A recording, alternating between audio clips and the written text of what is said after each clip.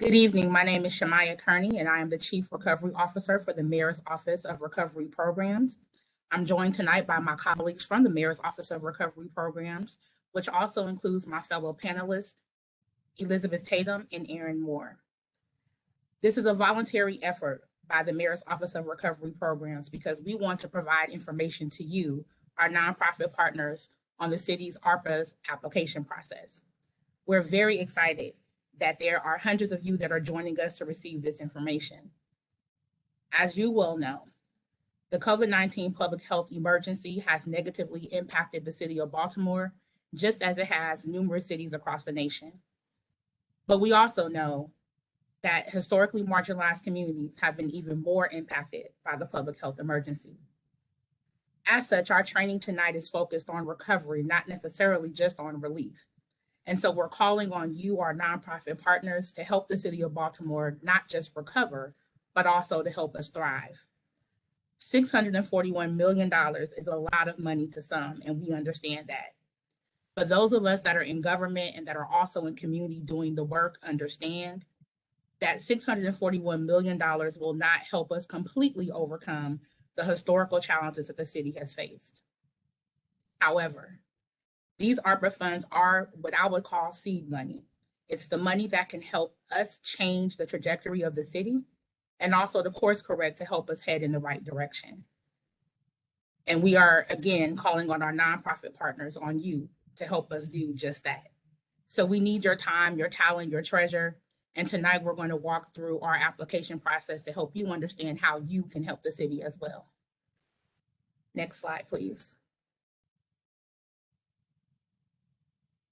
So for our agenda this evening, we're going to cover some background on the American Rescue Plan Act. We're also going to cover information regarding how ARPA funds can be used, what our application process is, if you should decide to apply for ARPA funds, what you should expect, and then a Q&A session. Next slide, please. And at this time, we're going to have a message from our mayor. Hey everybody, it's Mayor Brandon Scott, and I'm excited to welcome you to the nonprofit ARPA application training. As you know, Baltimore will receive $641 million of ARPA funds, and we know that it is a significant investment. But in a city like Baltimore, with deep challenges even before the pandemic, we have to be strategic and targeted about our approach with an eye toward making a definitive, measured impact on our city through a lens of equity. That's why we created the Office of Recovery Programs to administer these funds. We're excited to invite the nonprofit community to propose projects and programs to be funded through ARPA that will help move Baltimore forward. To prepare organizations for this, my team will walk you through the ARPA application and what funds can be used for. As mayor, my focus is investing these dollars in an equitable way that focuses on putting Baltimoreans back to work, investing in neighborhoods that have been historically left behind. Thank you for joining us this evening for this webinar. I look forward to partnering with you and moving Baltimore forward together. Hey, everybody.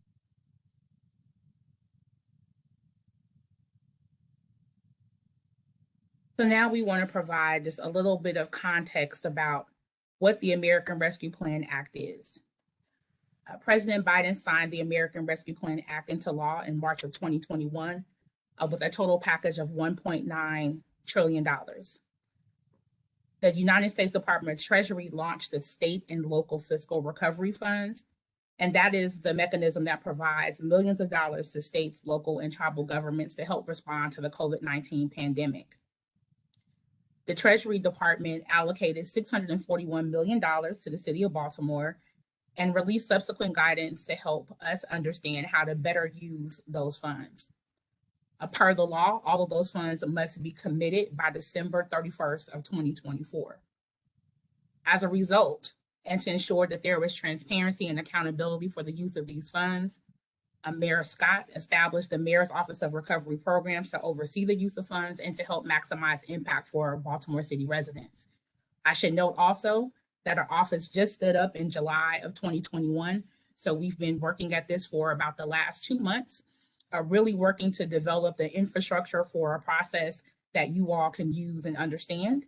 That includes developing our application portal. That includes preparing documentation for our nonprofit partners. That includes many presentations to our agency partners, just to, again, make sure that people understand the process and understand expectations and around the use of these funds. Next slide, please. Now we're going to cover how ARPA funds can be used. In this section, I'll provide an overview of eligible uses under the law, as well as some of the criteria that's been established by the city of Baltimore to apply for these funds. So for context, we want to make sure that our nonprofit partners understand what the application process is and those minimum requirements. So to apply for ARPA funds from the city, an organization must have a nonprofit status of 501c3. Proposals that are submitted by our nonprofit partners must request at least $250,000 in funding, and that's for over the total time or duration of the project. You must also be an organization in good standing with the state of Maryland and also with the city of Baltimore. In addition, applicants must have a location in the city and be able to furnish proof of an operating office in the city of Baltimore. Back to slide 8, please. Again, a couple of things that we want to note is that the amount covers the duration of the project. We understand that there may be some nonprofit organizations that are a bit concerned about requesting dollars in that amount, but you may have the opportunity to absorb that amount of money or to expend that amount of money over the duration of the project. So that is not all funds that have to be spent in 1 year's time. In addition, there will also be several city agencies that will have opportunities for nonprofit organizations to partner with them.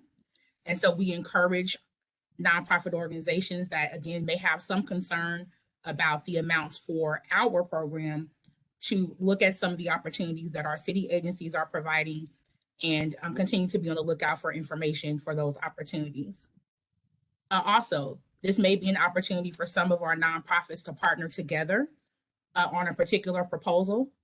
Again, if you have concerns about that, partnership might be a way to overcome some challenges that you might have with administering this amount of money and also adhering to reporting requirements, which we'll talk about a little bit later on in the webinar. In addition to that, you should know that our office is exploring other mechanisms to be able to provide financial relief and other assistance to nonprofit organizations. And please continue to check our website for updates around those developments. Next slide, please. So we also want to cover what are eligible funding uses through the American Rescue Plan Act. So again, the United States Treasury is the federal agency that is responsible for administering the program. And they have outlined an interim rule as well as some guidance on their website, which also includes information about eligible funding uses. Those eligible funding uses that are probably most relevant to nonprofits include responding to the COVID-19 public health emergency, addressing negative economic impacts linked to COVID-19, and improving broadband, water, and sewer infrastructure. For us, what we are paying attention to in terms of project proposals that we would deem eligible under ARPA are the things that align with the law.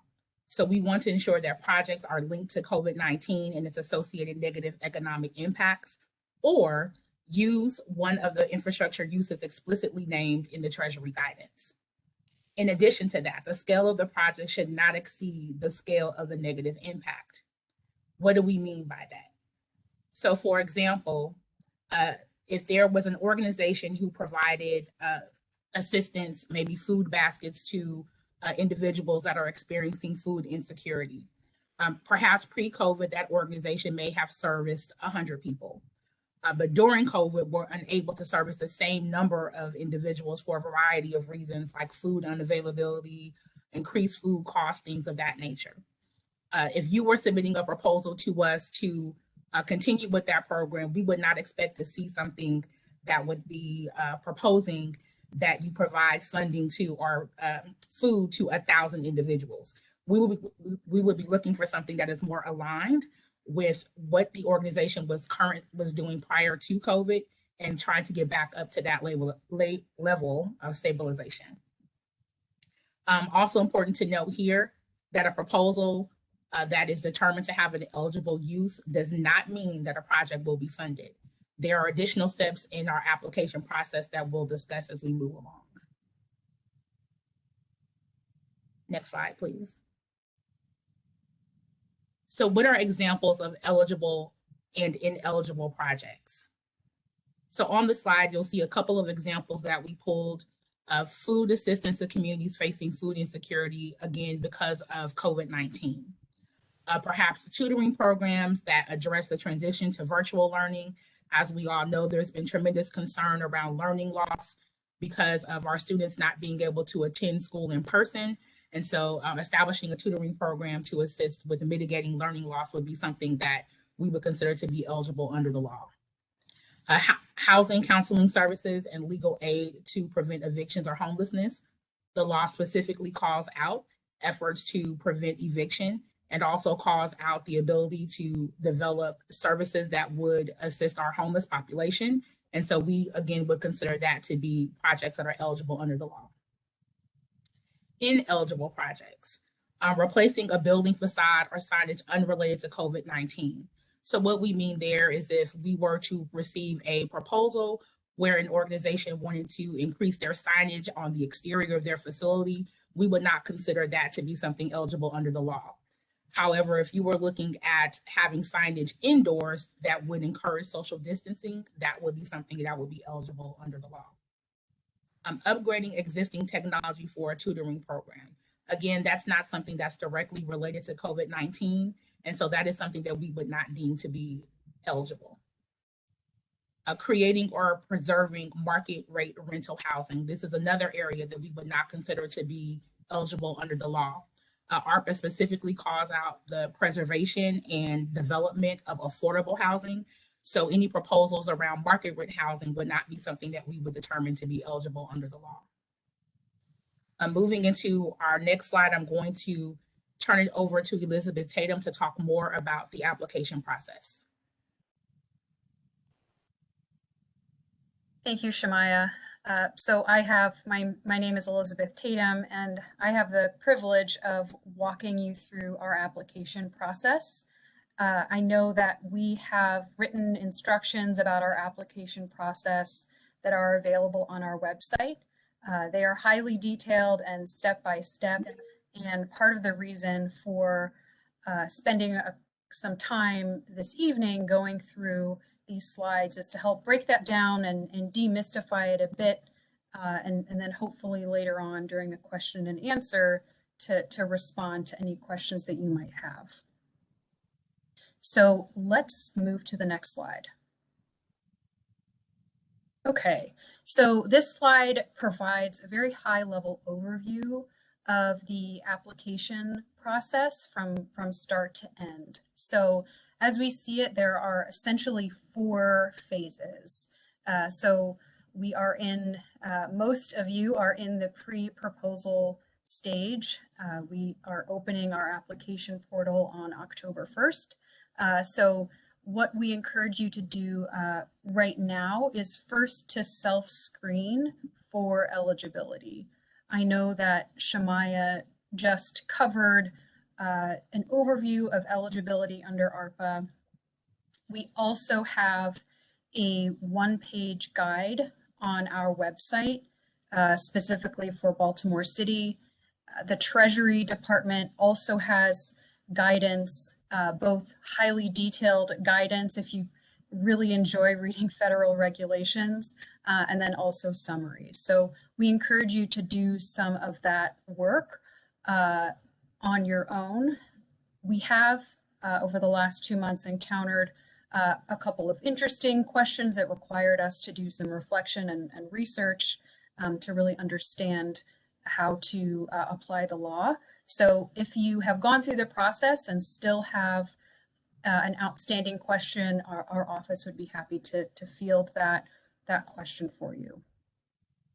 As Shamaya already mentioned, we know that some of you may already be in conversation with potential partner organizations and thinking about whether together you could have collective impact. So by step 2, you should have determined, of course, if you are designing a project that is eligible under the law and whether you want to combine efforts with a partner organization.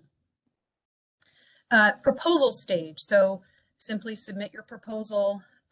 There is a link that will be active on our website, as I shared on October 1st. Our application instructions on our website include all of the questions that we ask in the proposal, so you can look at those ahead of time and make sure that you can write a draft and get a running head start.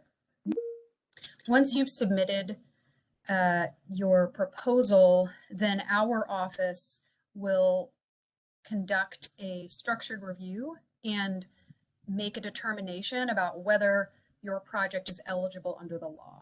And then you'll receive notice about that by email. We'll provide some more detail on that later in the presentation. From there, if your project is eligible, it moves on to our review committee. And the review committee scores a proposal. I'll share those scoring criteria here in a minute. And then after that scoring, there are 3 outcomes. They advance the proposal to the application stage, they decline it, or request revisions up to 2 times. Okay, and then here we are at our application phase. So this is where we are working with organizations to develop full-length implementation plans. We have a group of application advisors who are there to answer questions, provide technical assistance, and help shepherd you through the whole process. We may, at this stage, also ask you to refine the scale or the scope of your project. So we may say this is an eligible project. The review committee scores it in such a way that it advances, but we may say you're proposing a tutoring program for 200 students and you're proposing a food distribution program. We might say this tutoring program is fantastic, has tremendous merit. Let's increase the number of students served, and then let's remove the food distribution component because we have already funded organizations in this area and we believe that this need is being met through this funding source. So we will have those discussions with you at that time. Number 6, the application is approved or declined. That is the final decision on that does not rest with our office. That is with the mayor or with our chief administrative officer, Chris Shorter. From there, if your application is approved, then you'll move to funding. So we have a set of template agreements. So we are not going to be drafting agreements from scratch. We have a standard set of conditions for our subrecipients. And then once those are executed, of course, you'll receive funding. Let's move to the next slide. Okay, so pre-proposal submission considerations. These are some of the questions that our office and indeed even the review committee may be asking as they evaluate your proposal and as you move through the application process. So the first question here is really about eligibility under the law. So the city has some discretion and some flexibility about how to use these funds. For example, we decided to structure this as an application process. That is not a requirement from Treasury. That's something that we chose to do. But eligibility under the law, unfortunately, is not an area where we have much flexibility. It's a yes or a no kind of question. So that's why self-screening for eligibility is so important. We'll also want to know, are there other funding sources available, either through the federal government that might be more appropriate for what you're proposing, or other city funds for that purpose?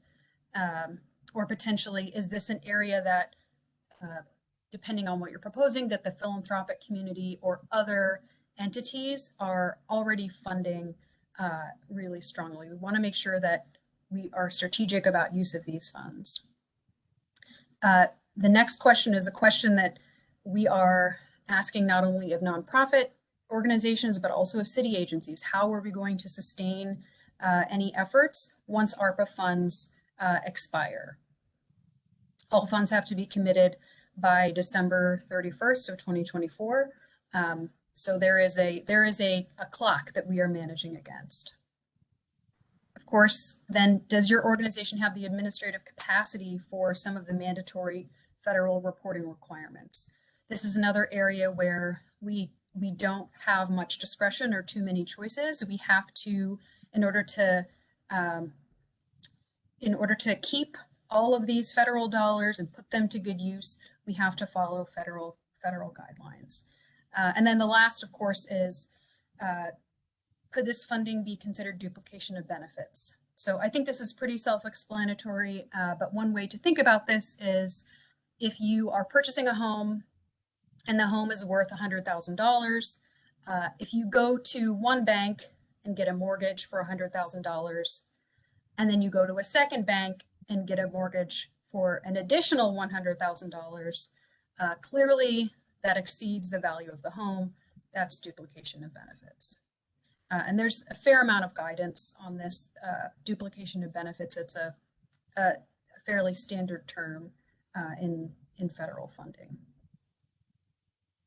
Okay, let's move to the next slide. Proposal scoring criteria. These are also posted on our website, and the table that you see here on the left is a simplified version of those criteria. The rubric has on our website says does not meet expectations, meets expectations, and provides definitions for each of the point values.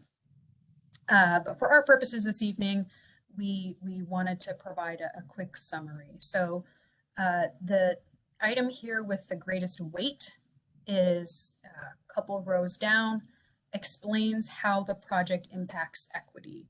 And that is essentially it's 20 points, which is 20% of the 100-point scale. So this has the greatest weight. And we'll talk about our approach to equity later in this presentation. So first is, does your proposal describe your project intentions clearly and the resulting benefits? Are you presenting a business case for the public good? So are you showing mindfulness of the impact, the return on investment that the city will get as a result of this project? Are you identifying risks up front? So we know that we can't eliminate all risks. We can't say we will not fund anything that has risks, but it's important to us to understand what those are and then options to mitigate those. Next is describe success and provides valid performance measures. Those, of course, are important for accountability and then also for our reporting to Treasury. I've already spoken about equity, outlines financial resources. There's a summary budget component of the proposal. And then there are also points for leveraging city resources with partnerships. The proposal scoring thresholds are here on the right. I won't read those to you, but the first outcome, as I shared earlier, is decline the proposal. The second bullet here are the scoring thresholds for resubmitting the proposal up to 2 times. And then the third is advancing to the application phase. And I know I shared this earlier or alluded to this earlier, but if your proposal advances to the application phase, it does not mean that you have received funding. That happens later after your application is completed. We make a final decision about whether or not to fund the project. And when I say we, what I mean is the mayor or CAO shorter. Okay, let's move to the next slide. So application components. There are 6 application components. Again, we have application advisors who can support you in this process. We also have templates for each of these components to make them as standard and straightforward as possible. So there's a detailed budget, an equity impact analysis, performance measurement plan, and this is really seeking to understand if you are serving the public directly, and if you are you serving limited English proficient residents? There's also a risk assessment component, again, not to eliminate all risks, but to understand them and seek to mitigate them, and then a project timeline. We may require other documents along the way, but these are the most substantial, notable ones. I will say the application serves 2 purposes. One is to help us make a determination about funding. And then if your application is approved, then when we prepare funding agreements, the application in its entirety will be attached to that funding agreement. So the timeline, the performance measurement plan, the detailed budget, all of those things are then linked to the agreement itself. And let's go to the next slide.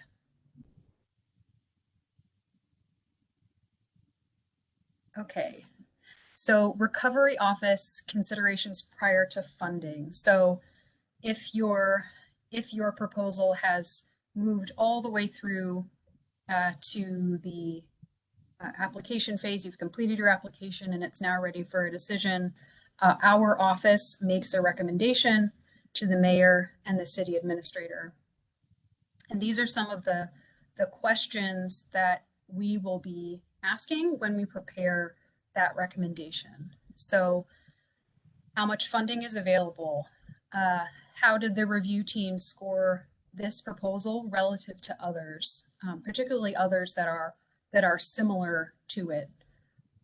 Are there other viable funding sources available? We may say this is an excellent opportunity. This is absolutely something that the city should be doing. However, a more appropriate or more viable funding source may be elsewhere, either in the city, federal government, or in the philanthropic community.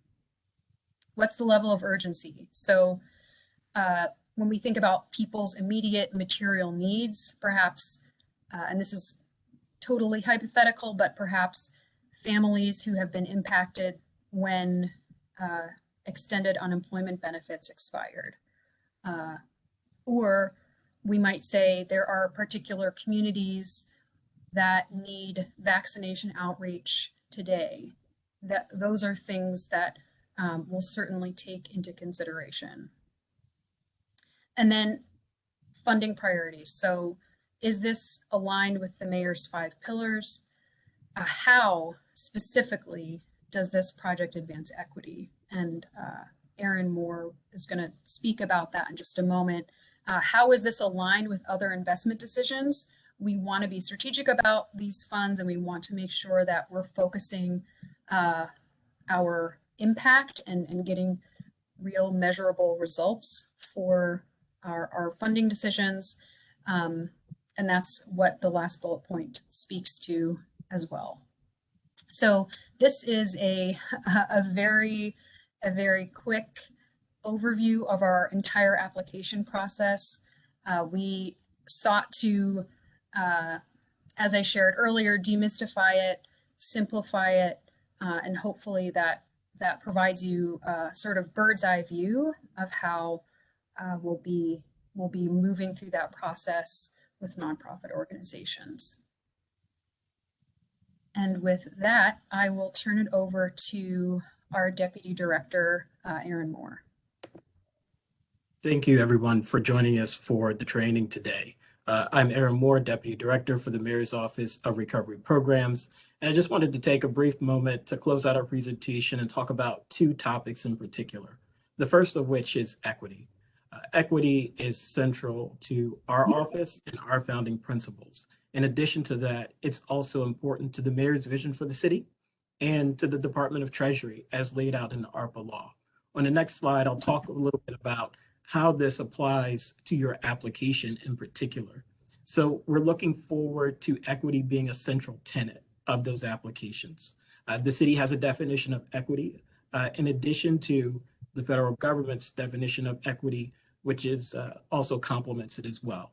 So when we're looking at this, we want folks to be able to use data to document equitable outcomes.